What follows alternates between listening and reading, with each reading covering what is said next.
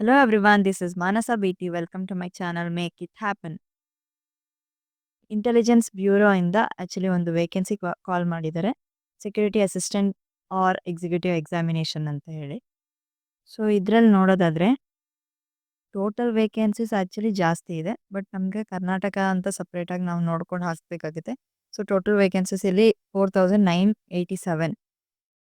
ಇದು ವೆಬ್ಸೈಟ್ ಯಾವ್ದ್ರಲ್ಲಿ ನೀವು ಅಪ್ಲಿಕೇಶನ್ ಹಾಕ್ಬೋದು ಅಂತ ಹೇಳಿದ್ರೆ www.mha.government.in ಅಥವಾ NCS ಪೋರ್ಟಲ್ ಅಂತ ಒಂದಿದೆ www.ncsgovernment.in.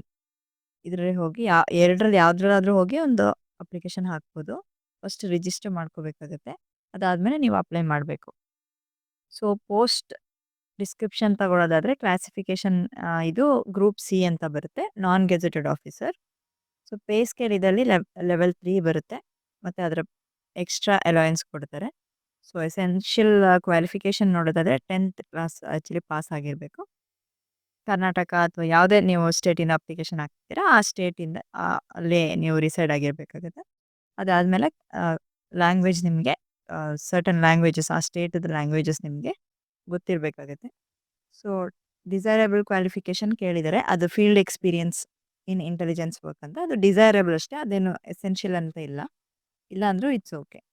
ಸೊ ಏಜ್ ಲಿಮಿಟ್ 18ಇಂದ 27 ಇಯರ್ಸ್ ಇರುತ್ತೆ.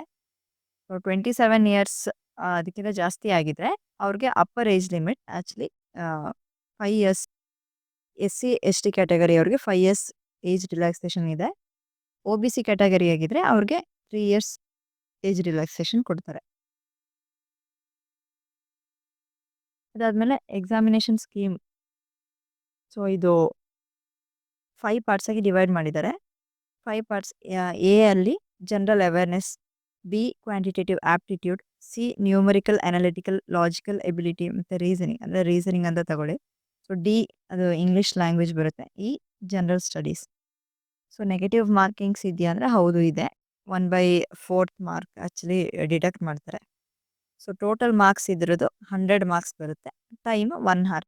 ಸೊ 1 ಹಾರ್ ಅಂದರೆ 60 ಮಿನಿಟ್ಸ್. ಇದರಲ್ಲಿ ನೀವು ಒಂದೊಂದು ಕ್ವೆಶನ್ಗೂ ಒಂದೊಂದು ಮಿನಿಟ್ ಯೂಸ್ ಮಾಡಿದ್ರೆ ನಿಮಗೆ 60 ಕ್ವೆಶನ್ಸ್ ಅಷ್ಟೇ ಅಟೆಂಡ್ ಮಾಡೋಕ್ಕಾಗೋದು.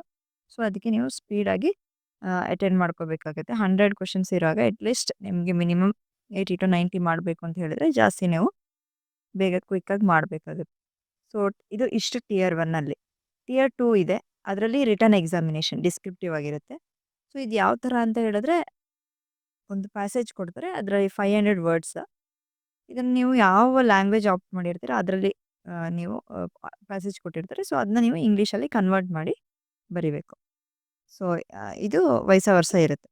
ಇದು 50 ಮಾರ್ಕ್ಸ್ ಮತ್ತು ಟೋಟಲ್ 1 ಹಾರ್ಗೆ. ಟಿಯರ್ 3 ಇದೆ, ಅದರಲ್ಲಿ ಇಂಟರ್ವ್ಯೂ ಪರ್ಸ್ನಾಲಿಟಿ ಟೆಸ್ಟ್ ಇದು ಇರುತ್ತೆ. ಇದು 50 ಮಾರ್ಕ್ಸಿಗೆ ಇರುತ್ತೆ. ಸೊ ನಮ್ಮ ಕರ್ನಾಟಕದಲ್ಲಿ ನೋಡೋದಾದರೆ ಸಿಟಿ ಸೆಂಟರ್ಸ್ ಎಲ್ಲೆಲ್ಲಿ ಎಕ್ಸಾಮಿನೇಷನ್ ಬರೀಬೋದು ಅಂತ: ಬೆಳಗಾವಿ, ಬೆಂಗಳೂರು, ಹುಬ್ಬಳ್ಳಿ, ಮಂಗಳೂರು, ಮೈಸೂರು, ಶಿವಮೊಗ್ಗ ಮತ್ತು ಉಡುಪಿ. ಸೊ ಇಷ್ಟಿದೆ.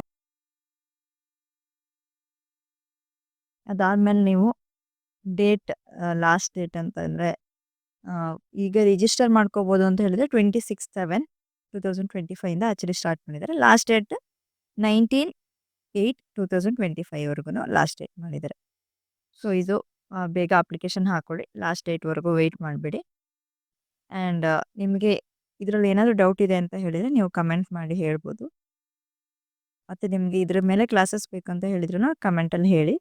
ಸೊ ಕ್ಲಾಸಸ್ ಬೇಕು ಅಂತ ಏನಾದರೂ ಡಿಮ್ಯಾಂಡ್ ಇತ್ತು ಅಂತ ಹೇಳಿದರೆ ನಾನು ಸಪ್ರೇಟ್ ಪ್ಲೇ ಲಿಸ್ಟ್ ಮಾಡಿಕೊಡ್ತೀನಿ ಇದಕ್ಕೆ. ಆ್ಯಂಡ್ ಇದ್ರ ಮುಂಚೆ ನಾನು ಸೈನ್ಸ್ ಆ್ಯಂಡ್ ಟೆಕ್ನಾಲಜಿ ಕ್ಲಾಸಸ್ ಮಾಡಿದ್ದೀನಿ ಆ್ಯಂಡ್ ಪಾಲಿಟಿ ಕ್ಲಾಸಸ್ ಮಾಡ್ತಾಯಿದ್ದೀನಿ. ಸೊ ಈ ಎಕ್ಸಾಮ್ಗೂ ಅದು ಇಂಪಾರ್ಟೆಂಟ್ ಆಗುತ್ತೆ. ಸೊ ಅದನ್ನು ಹೋಗಿ ನೀವು ನೋಡ್ಬೋದು. ಸಪ್ರೇಟ್ ಪ್ಲೇ ಲಿಸ್ಟಲ್ಲೇ ಆ್ಯಡ್ ಮಾಡಿದ್ದೀನಿ.